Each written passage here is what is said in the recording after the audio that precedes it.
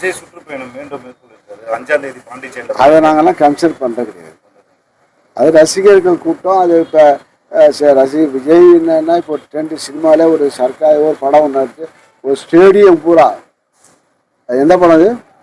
ஒரு ஸ்டேடியம் பூரா மக்கள் கூடி எவ்வளோ கிட்டத்தட்ட 30-40 பேர் ஒன்று திரட்டி அவர்கள் படத்தை நடிக்கிறார்கள். அவர்கள் போடுறது ஒரிஜினல் கூட்டம் அல்ல. ஆங்காங்கு உள்ளவர்களை அழைத்து எல்லாரையும் ஊர் தமிழ்நாடு பூரா ஒன்றா சேர்ந்து இப்போ கரூரில் இறந்தவர்கள் பார்த்தால் சேலத்தில் இருந்தவர்கள், அதே போல் சேலம் மாவட்டம், அதே போல் திண்டுக்கல் மாவட்டம், இப்போ பல மாவட்டத்துக்கு வருகிறார்கள். அதனால் கூட்டம் அதெல்லாம் இந்த கூட்டத்தை பார்ப்பாங்க, சினிமாவை பார்ப்பாங்க. அது சினிமா நடக்கிறது. ஒரு நாள் முதல்வன் ஒரு படம் வந்தது. முதல்வன் ஒரு நாள் காலையிலேருந்து ராத்திரி வரை முதலமைச்சர் நடிக்கிறார். அது போல் இப்போ செய்ய முடியுமா? இருந்தாலும் மக்களுடைய முதலமைச்சர் நம்முடைய முதலமைச்சர்கள் அவங்க வசனம் இப்போ அவங்க வசனம் பேசுகின்றார்கள். இவர் பிராக்டிகலாக உழைக்கின்றார். அவர் வசனம் பேசி கைத்தட்டு வாங்கிட்டு போகிறாங்க அவங்கெல்லாம், நடிகரெல்லாம். ஆனால் இவர் ஒரு முழுமையாக இருக்கிறாங்க. எதிர்கட்சியாக இருக்கும்போது எப்படி உழைத்தாரோ அதே போல ஆளுங்கட்சியாக முதலமைச்சராகியும் கடுமையாக உழைத்து கொண்டிருக்கிறார்கள். நடிகர்கள் தான் எம்ஜிஆர், ஜெயலலிதா இவர்கள் போன்று இப்போ 3ஆவதாக இவர் வந்திருக்காரு. அப்போ நடிகர்கள் ஈடுபடாதுன்னு சொன்னாங்க. 2 நடிகர்கள் வெற்றி பெற்று முதலமைச்சர் ஆகிட்டாங்க. இவர் எம்ஜிஆரும் வெற்றி பெற்றார் நடிகராரு, ஜெயலலிதாவும் வெற்றி பெற்றாங்க.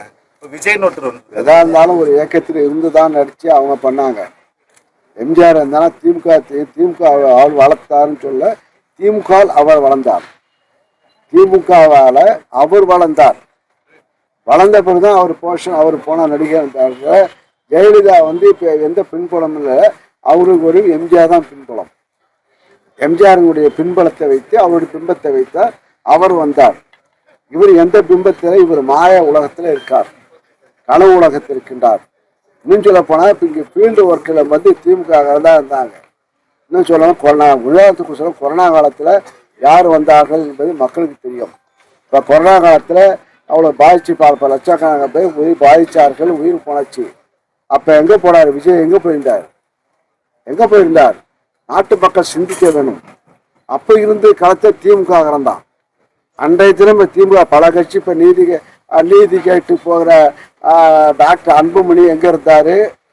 அவர் எந்த கடைக்காரில் இருந்தார்? விஜய் எந்த கடைக்காரில் இருந்தார்?